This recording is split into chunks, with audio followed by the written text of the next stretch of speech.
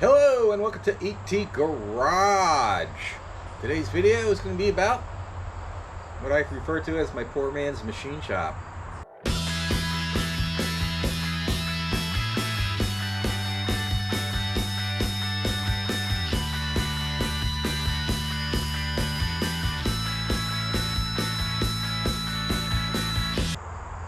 Okay, let's get on with this video. Today's video, like I mentioned before, is about what I refer to as a poor man's machine shop. If there's such a thing, this is at my hobbyist machinist, and even though I worked in a machine shop when I was younger, it was mostly CNC and there was some manual stuff in it, but not much. But anyway, getting on with this, I bought this machine, which is a shop task. I bought it actually back in the 80s when I was young. And it's a 3-in-1 machine, and even though I tell everyone it's a piece of junk, it has saved my butt many times. Don't ask me what, I can't remember most of them, but I've done quite a bit of projects with it. One thing, no matter what type of machine you buy, you're going to need tooling, and tooling is expensive. Now, if you shop for one, whether new or used, you can pick these up pretty reasonable used. Just search around like Facebook Marketplace, eBay, wherever. You probably find pretty good deals if you're patient and you shop. And if it comes with a lot of tooling, that's even better. Now, when I bought this, it came with a vise, a couple of chucks, a backing plate, and some tool holders. And I can't remember everything else, but I think it came with some centers for the tailstock. That was a long time ago I bought this, but over the years I accumulated a bunch of other tooling, and the thing with some of that tooling is I've maybe used it once for some projects. And another thing you need when you're doing precision milling or turning on a lathe, you're going to need precision measuring instruments, like dial calipers and micrometers. And really, you can only go so precise with a dial caliper. For really precise measurements, you need a micrometer or other measuring devices, like a bore gauge, for instance. I have those. I got them. I actually keep them in my basement. Don't ask why. But let me move the camera around and get you a better view of some of the stuff that I'm going to talk about. I got the garage door open, so you're going to get some traffic noise. Okay, first thing I'm going to get on to things you need if you have something like a milling machine or 3-in-1 like I have, is a vise. This one came with this vise, and it's a pretty good heavy-duty vise, but really for milling it is not ideal. It does not do a good job of holding a workpiece, especially under load. What you want, so if your machine comes with this type of vise, and you're going to be doing any kind of milling, just fess up and invest in a lockdown vise. And the difference between a lockdown vise and this vise is, this vise will just clamp a piece of metal, and what happens is this jaw here will go like that. No matter how much you adjust it, it'll just move around. Where a jaw like on this, when it locks it down, basically, and let me see if I can get the handle here. This jaw actually gets pulled down, and it's much more precise and does a much better job of holding the piece. If you're doing any type of milling, you're going to need that, and you're going to want something to go in here to hold the piece up to the correct height. You can't just lay it in here and clamp it and mill it. I mean, you can, but it's not going to be as precise. You need a set of parallel bars, so you're going to have to invest in that if your machine doesn't come with it. They're basically just bars that go across here. You could even make your own if you have to, and holds it parallel so the downward force doesn't move it around, etc. And you can make all the adjustments that you need to get a precise cut. And that's pretty much what you need for milling as far as that's concerned. You also need tool holders, and of course you need the cutters, etc. Here's an example of some cutters. This one here I believe is a 3/8, this is a 3/4. I have more, I have a 1/2 inch. I also have assortment of collets. This is for a Morse taper number 3. That's what my machine uses for the tools. So you got to make sure you have the right size. You know, if it's a smaller machine, it might be Morse taper number 2 or even 1 if it's a real small machine.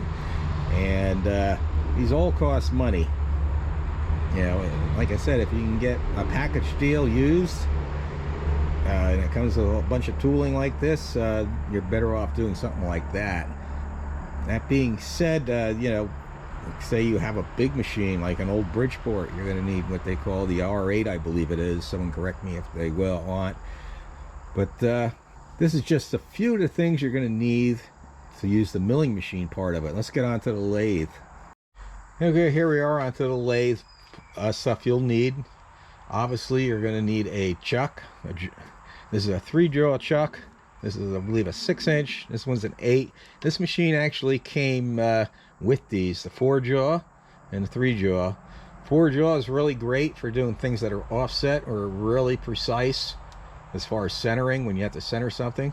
And it came with a backing plate. And depending on the type of work you're doing, you're going to have to, like this backing plate was specifically designed to hold this 4-jaw chuck. You can also use backing plates for make custom backing plates depending on what you're turning. Another thing you might want to invest in is something like a quick jaw or a quick change tool post. And then you're going to need all the different cutters for that. And those, like cutters wear, like this wears on the milling machine, the end mill, and the cutting tools will wear. And you're going to want like a cut off tool, and etc, etc. This actually didn't come equipped with a quick change. It just came with this very rudimentary tool holder, as best way I could describe it. And then I had to machine this piece to adapt the quick change. And one thing good about a lathe, even though I used the milling machine for some of this, I did also use the lathe. One thing good about the lathe is a lathe can pretty much duplicate itself. It's probably the only machine that I know that can do that. I probably use the lathe part more than anything. Thing about a machine like this, there are a lot better, if you get a 3-in-1 machine, there are a lot better ones out there. Like a conventional lathe will have like a powered cross slide. This does not. Another thing is they'll have a separate wheel for moving the carrier back and forth, and they'll also have a little handle that locks, engages, and unengages it, and that's really important, especially when you're threading. This does not have that. You can thread on this, and to do that, it comes with a bunch of gears that you have to go in there and change, along with anytime you want to change your speeds, you have to change the belt, of course. There's a bunch of pulleys, the same with the milling machine. You change the speeds that you need, and for whatever you're cutting, and etc., by changing the belts. Now, one thing about a machine like this is it doesn't have a very low speed, like 50 RPM. The slowest it will turn is like 120 on the lathe and 125 on the milling machine. If you're doing threading, you want to get down to like 50 RPM, and this machine doesn't do it. I've actually done some threads on this, and it was a pain in the butt. That's all I'll say. You don't want to use this machine for threading.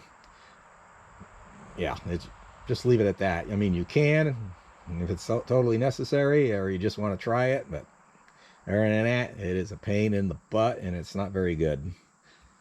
Now, there are also a lot of specialty tools that you can buy, like this rotary table. The thing is, when you buy a specialty tool like this, you may only use it a few times. I've probably used this, maybe all the years I've had it, I've used it maybe, I don't know, that I can remember is 3 or 4 times. So that's something to keep in mind. A lot of the tooling you buy, you may only use it once, just for one project, and then it just sits there. It's good to have around in case you ever use it again. But I've used this for things like when I was younger. I had some motorcycles. I had a Ducati. I used this actually to lighten the clutch basket, and etc. etc. And several other projects I can't even think of, but it does come in handy, especially if you need to make a bolt circle or something like that. You can even use it to mill a circle or other odd shapes. It's just a matter of doing your research and learning it and getting experience. You have an experienced machinist to help you, that would help. Another thing you're going to want, cutting oil or some type of cooling media, because when you cut, you're going to need some coolant. I use a cool mist system. That stuff is actually kind of expensive. You're going to want some type of air for blowing chips off, and or a vacuum. You're better off vacuuming as much as you can, and then just blow off what you can't get with the vacuum. That's one thing I found out. Another thing is you're going to need, of course, a workspace.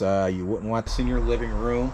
I'm considering moving this to my workshop in the basement. People see my other videos, and I have a workshop in my basement down around in the back of the house. And I still might do that because the garage isn't heated, and then I'd be doing more projects with this in the wintertime. Of course, to do that, I got to move my pellet stove out, and with rising heating oil prices, I'm kind of reluctant to do that. The good thing is I could move the pellet stove out here and use it to heat the garage. So I don't know. It's one of those situations. But one thing when you work with metal, lathe, milling machine, chips go everywhere, and just talk to any machinist that's been doing it all their lives. They'll tell you, it doesn't matter how much you shower and stuff, you still find metal chips on you. You can blow yourself off out here in the shop, do all that stuff, take a shower, and you're still going to find metal chips somewhere in the house. Stuff just gets everywhere. Yeah, it really does. It's a pain in the butt as that. I enjoyed working with this machine, even though, like I say, I consider it a piece of junk compared to, say, something like a Bridgeport or a real lathe, like a South Bend or something like that. If I did have a big Bridgeport nailing machine and, say, like a South Bend, it would take up twice as much of this space, and then I wouldn't probably have room for this workbench to put all my tools and tooling on. So it take up. There is one thing good: you get a lot of package in a small space. Now, say you go to Harbor Freight and you buy one of those little mini lathes and stuff like that. I can't say if they're good or bad. All I can say is there's not much you're going to be able to do on it because of the limitation of the size. And what I mean by limitation of size is, like, say, the swing of this. If you want to mount something big on here on a backing plate, I actually have quite a bit of distance between this bed. I can actually swing something pretty big if I have to. The big limitation as far as a milling machine is this head. Okay, the quill assembly. It moves from there to there. And I don't know, what is that, about 4 inches maybe? And that's it. You can't raise or lower this head. They do make machines like this that you can raise and lower the head, but even then it's limited, and it's not going to be as structurally precise because of you look at a really big CNC machine, there's a lot of metal there. You're talking tonnage. And the reason they do that is the more metal there, basically the stronger and sturdier and more accurate it is going to be. So I mean, you can only do so much accuracy on this. I've done some very accurate stuff on the lathe, and I've done some pretty decent stuff on the milling machine, but let's just say you're taking a little bit off at the time. Yeah. And another thing is, if you're doing a long piece, you're going to need a center support, or I don't have any of those. I wish I picked them up years ago because I can't get them for these. Maybe I'll fabricate them. Maybe I'll fabricate one. I'll do a video on it. But there's all sorts of things to learn with this. It's not one of those hobbies you would just jump into. It is enjoyable, and if you're doing stuff like I do, over the years. I've had motorcycles, cars, and stuff. I'm always working on some type of projects. This thing has saved my butt. Like I said, even though I call it a piece of junk, it saved my butt I don't know how many times. And now that's about all I can say. Let me see one recent project I did. Oh, I put new wheels on this little yellow cart that I tow behind my lawn tractor. And wheels, I got new wheels and tires from Harbor Freight, and they were not precise fit, so I had to take the bearings out and turn down the hubs a little bit, and that worked out well. I mean, I could have done it some other way. I could have probably been real crude and just ground them down and slapped them together. It's only a little cart, towed behind a lawn tractor, but it was a lot easier to just chuck it in there, throw a tool in the quick tool post, and I was like done in minutes. And that being said, other projects could take you all day to do, and you can, especially on a milling machine, you can spend all day setting up a piece to make 1 2-minute pass. Yeah, that's just the way things are. It's something you'd have to learn with experience. So something to consider that. Even though I titled this Poor Man's Machine Shop, especially today, that's really hard to say. I mean, you can shop for bargains, and hope you get it. And I'm sure there's bargains out there if you search and you're patient. Like I said, if you do get a machine like this, you're probably better off buying it used from somebody that doesn't use it anymore, and get all the tooling with it in a package deal. Probably when I get too old, I'll probably sell this. I'll probably just sell it real cheap, and I'll include all the tooling, but that's going to be a long way off, I hope. And I'm sure I'll be doing some more projects on this, that's for sure. I'm just going to end the video here. I hope it was informative and helpful if you decide to ever get into something like this. And anyway, I hope it made for good video content for you guys as well as me. So everybody have a great day, and God bless.